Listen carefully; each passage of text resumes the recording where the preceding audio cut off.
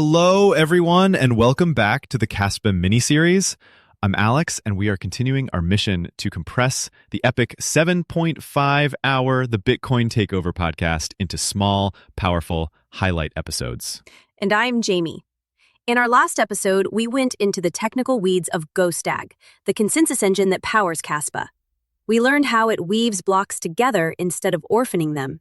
But that leaves a huge practical question. What does all that complexity actually mean for the user?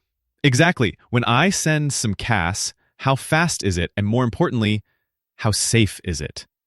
Today, we're tackling the concepts that matter most for everyday use. This episode is called Finality and Fast Blocks. We're going to explore Kaspa's audacious speed goals and what confirmation really means in this new world.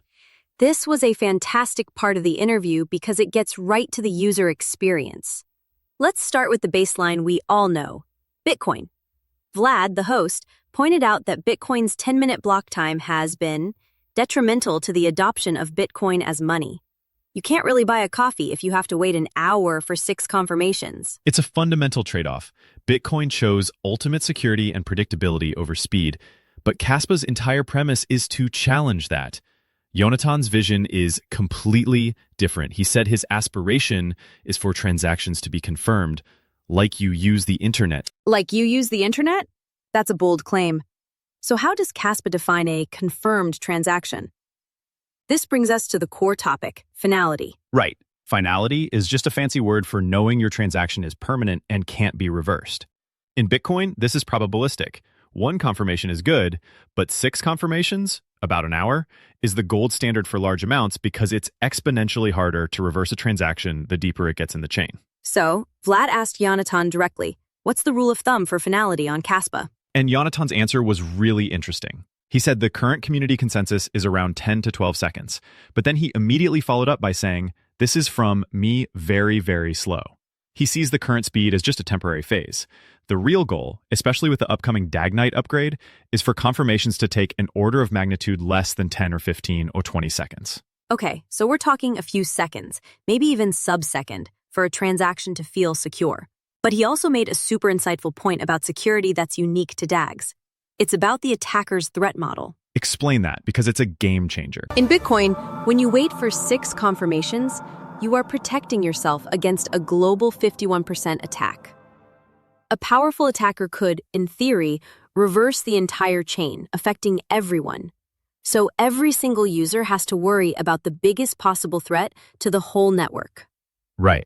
Your personal security depends on the security of the entire system. But with a DAG, Yonatan explained, the threat is usually local. If a coffee shop accepts a cost payment, the main risk isn't a global network takeover. The risk is that the specific customer they're dealing with is trying to double spend that one transaction. The attacker is the person standing in front of you, not some shadowy global entity. So the coffee shop can set its confirmation parameters based on the risk of that one customer having, say, a tiny fraction of the network's hash rate. They don't have to wait for a global level of security for a local, low-value transaction. Precisely. This means merchants can accept transactions with much shorter confirmation times for everyday purchases, because their threat model is completely different. It's a much more nuanced and practical approach to security. Okay, that makes sense, but let's talk about pushing the limits. Kaspa isn't just aiming for 10-second blocks. Yonatan has a much bigger goal in mind, 100 blocks per second. Where did that number even come from? He told a great story about this. Part of it was a competitive drive. He was hearing people from other projects boast about high speeds and wanted to show that proof of work could be the fastest among all chains. But the other reason was more personal. He was talking to a Bitcoin Core developer who was unimpressed with the block DAG. Yonatan asked him, what kind of achievement would impress you? The developer replied, if you're doing 100 blocks per second, then that would impress. So he said, challenge accepted. Basically, but hitting that speed isn't easy. It introduces a massive bottleneck. Yonatan explained it with a simple formula. Block rate multiplied by network latency equals the DAG width. Let's break that down. DAG width is how many blocks are being created in parallel at any given moment. How many lanes are on our highway. So if you increase the block rate, the highway gets wider and wider. Exactly. And a wider highway means more data to process. He said the current Rust codebase hits a bottleneck around 30 to 40 blocks per second. The problem is what he called quadratic complexity. In the current design, every new block has to point to all the recent blocks it saw. If you have 10 new blocks pointing to 10 old blocks, that's 100 connections, or edges, to process. If you go to 100 blocks pointing to 100 blocks, that's 10,000 connections. It gets computationally heavy, fast. So it's a data overload problem. How do you solve that to get to 100 blocks per second? Is there a trade-off? There is, and he was very upfront about it. To reach that speed, he said, you'll have to give up on the simplicity of the mining role.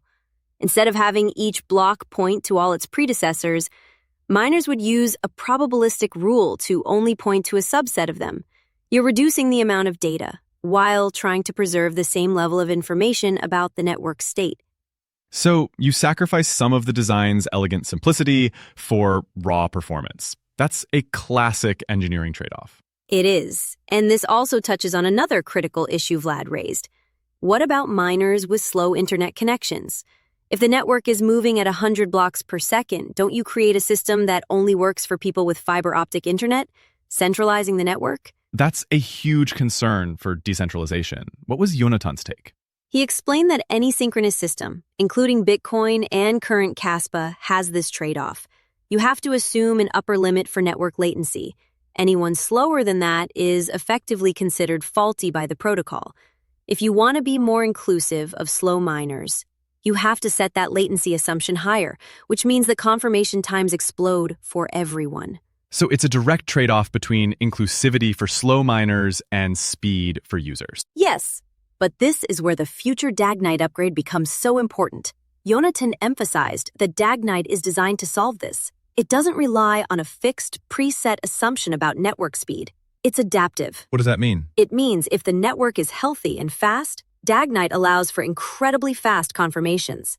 But if there's a major network breakdown, he even used the scenario of a global all-out war or an electromagnetic pulse. The protocol can slow down its finality, but remain secure. It would be the only network that could survive such chaos, because its security isn't tied to a fragile assumption about internet speed. So to wrap this all up, Kaspa is on a journey from already fast 10-second finality to a future of near-instant internet speed confirmations. But getting there involves solving major technical bottlenecks and making intelligent engineering trade-offs, like modifying the mining rules for higher block rates. And the ultimate goal with Dagnite is to create a system that's not only incredibly fast in ideal conditions, but also incredibly resilient in the worst-case scenarios, solving the trade-off between speed and inclusivity.